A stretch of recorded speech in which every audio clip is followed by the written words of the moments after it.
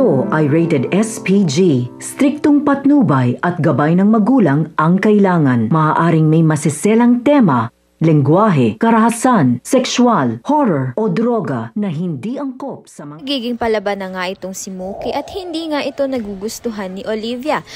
Dahil na nga rin nandyan nga si Emma sa tabi nga nito ni Mookie, kaya naman nga't paglalaban na nga ni Mookie ang sarili niya dito nga kay Olivia. Kaya naman nga't papahirapan na naman nga muli ni Olivia itong ang si Mookie. Kaya naman nga't umorder nga siya ng napakaraming kanisiton upang nga magkasakit na naman nga itong si Mookie, na wala naman talaga nga siyang sakit. Ngunit nakapuslit na naman nga itong si Emma sa kwarto nga nito ni Mookie. Kaya naman nga't masaya nga si Mookie na kahit nga ay kinulong nga siya nito ni Olivia ay kasama naman nga niya ang nay Emma niya. Ngunit nag-aalala naman nga itong si Ligaya para nga kay Emma dahil nga hindi nga siya umuwi dahil nga delikado nga itong si Olivia.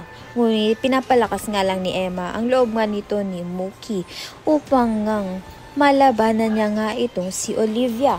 Maitakas nga kaya ni Emma itong si Mookie upang ngang mabuhay na nga ng normal itong si Mookie nang wala ngang iniindang sakit. Ayan at iba pa ang dapat nating pakaabangan. Maraming salamat sa iyong panunood.